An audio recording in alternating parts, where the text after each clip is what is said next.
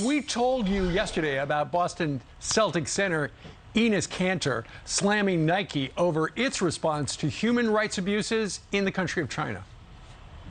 Comes to China, Nike remains silent. You do not address police brutality in China. You do not say a word about the oppression of minorities in China. He's talking about the Uyghurs there. Now the NBA star is doubling down, tweeting to the owner of Nike, Phil Knight, how about I book plane tickets for us and let's fly to China together. We can try to visit these slave labor camps and you can see it with your own eyes. Telling LeBron James and Michael Jordan, you're welcome to come along too. Author Douglas Murray joins us right now. Douglas, what do you make about this?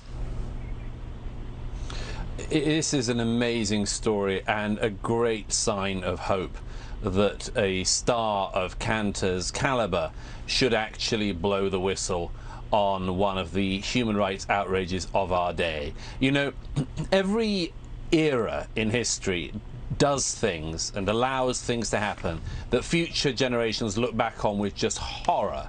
It's the same with our generation. Obviously, our generation looks at the past and just says, how on earth could they do that?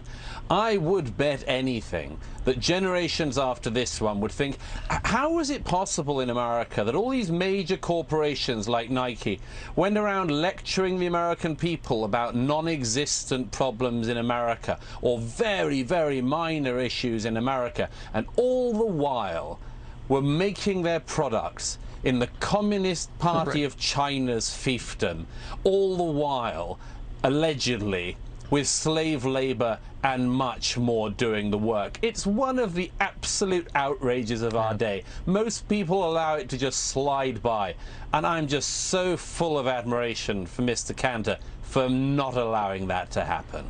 Douglas, I wonder how many Nike products are in those container ships off the ports of LA and Long Beach, because, you know, given the supply chain issues that we've had over the last number of months, why wouldn't the official uniforms and whatnot of the National Basketball Association be made in the United States of America? Let's make more stuff here and we don't have to worry about that. Absolutely. You know, as I say, the NBA, like Nike and all these people, you know, they all lecture us. They all lecture us on a daily basis about their woke credentials.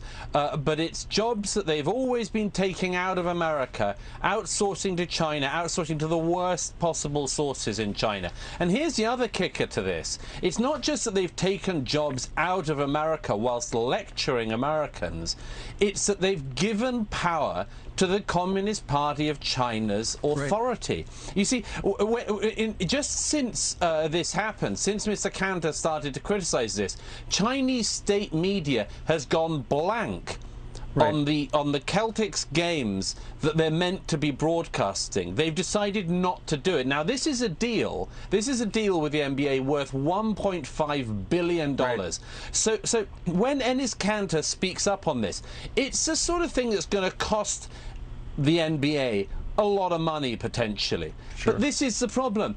The CCP has everybody over this barrel, and it's time that we weren't over that barrel. It's time America wasn't.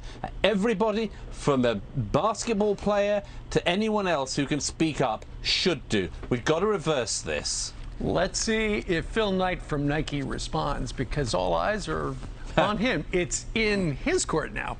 Douglas Murray, thank you very much for joining us live. Great pleasure. You bet.